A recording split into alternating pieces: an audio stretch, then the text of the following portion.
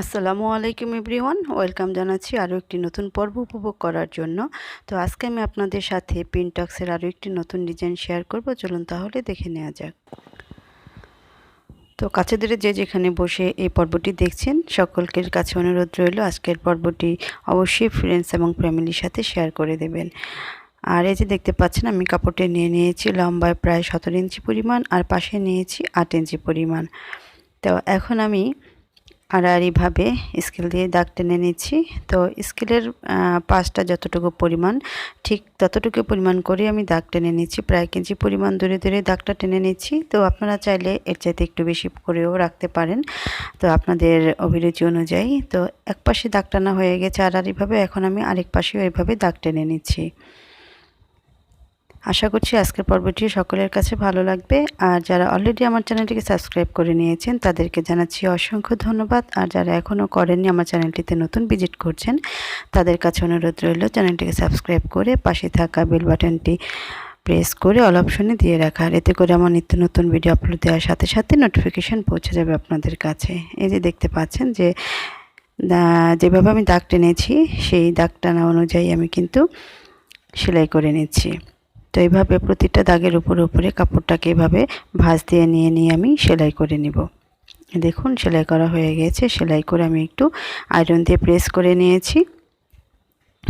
আর এই ডিজাইনটি চাইলে কিন্তু আপনারা প্যান্টের মোহরিতে বা কামিজের হাতার মোহরিতে বা কামিজের সামনের অংশে বা নিচের অংশে ইউজ করতে পারেন। তো দেখতে পাচ্ছেন এখন কিন্তু 13 ইঞ্চি পরিমাণ আছে। 17 ইঞ্চি থেকে 4 ইঞ্চি কাপড় কিন্তু কমে গিয়েছে। এজন্য সেলাই করার সময় যতটুকু পরিমাণ আপনার মোহরির মাপ থাকবে তার চাইতে 3 ইঞ্চি পরিমাণ বেশি নেবেন।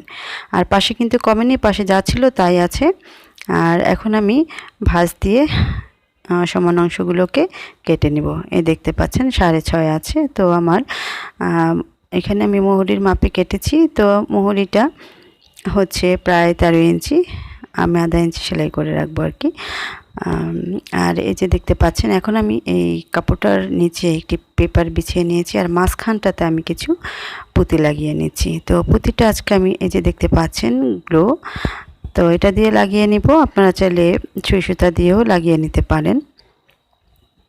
তো এখন আমি এই যে ঘরগুলো দেখতে পাচ্ছেন এক একটা কোনাকুনিভাবে ঘর হয়েছে। তো এখন এই মাথা থেকে ওই মাথা পর্যন্ত আমি মাঝখানে বরাবর একটি দাগ টেনে নিচ্ছি পুঁতিগুলো লাগানোর সুবিধার্থে। আর অবশ্যই আজকের পর্বটি ভালো লাগবে, আর ভালো লাগলে একটি লাইক করে দিবেন আর কমেন্ট করে অবশ্যই জানাবেন।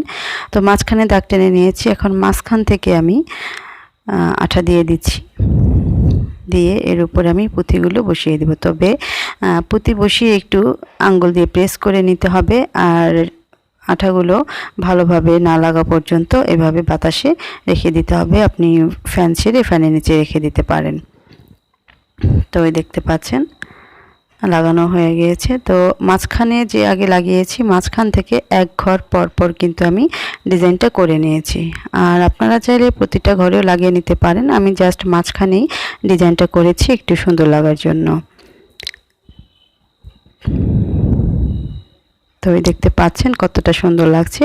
তো আগামী অন্য কোনো দিন অন্য কোনো সময় চলে আসব নতুন কোনো পর্ব নিয়ে। সে পর্যন্ত সকলেই আমার সঙ্গে থাকবেন, ভালো থাকবেন।